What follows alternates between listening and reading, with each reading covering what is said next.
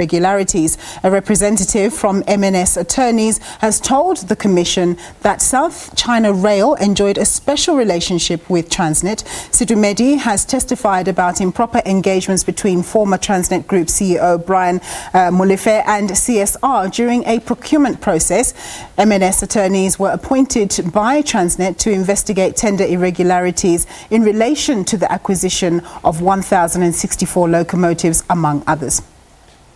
Well, for more on this story, we cross to our reporter Mbalenhle Mthethwa, who's standing by for us at the state capture inquiry. Mbali, thanks very much indeed. So MNS are attorneys who basically had to investigate the tender irregularities. What are the main issues that are coming out of today's testimony?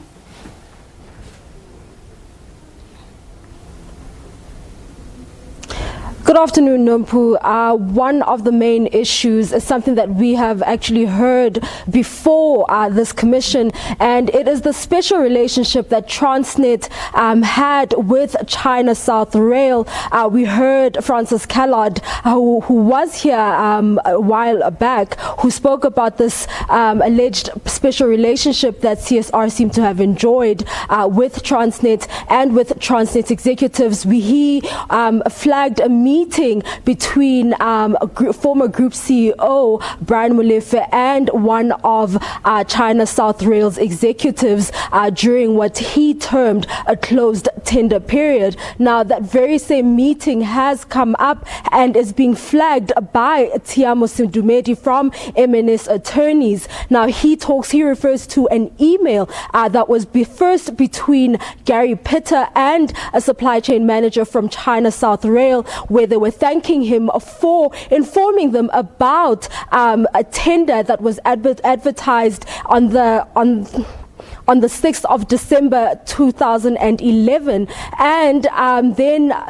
another email. He also presents another email that that was between Mbalenhle and China South Rail, where they are trying to organize a meeting, and this meeting was supposed to be a cooperation meeting. It was supposed to schedule a site visit, as well as possible companies that China South Rail could partner with in its efforts to localize its business in South Africa. Now, this sounds rather improper and irregular, given that other bidders were not given the opportunity of a site visit. Those are not the only irregularities that have been pointed out. We also hear that in Mbalengle's response to China South Rail, Tshiamo was CC'd to it. And we hear Sedumedi flagging this and saying that the contact person in the tender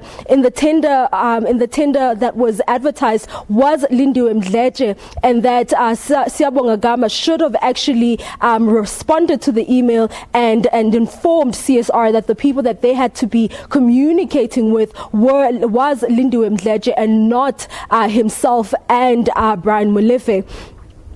Mbali, what other issues came out of Mr. Sedumedi's testimony? The other issue is the criteria for during the tender evaluation process.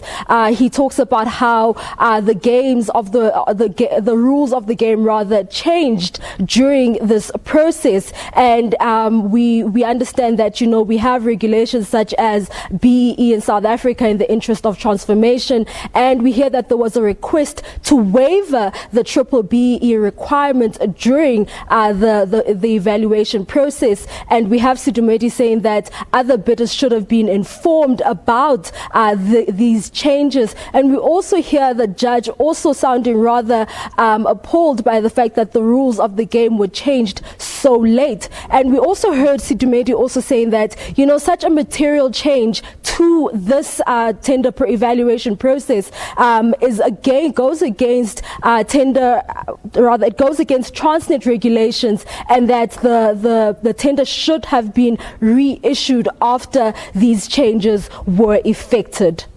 All right, Mbali, we're going to leave it there. No doubt you'll be resuming after lunch. Thanks very much for that. That was my colleague Mbalenhle Mthethwa.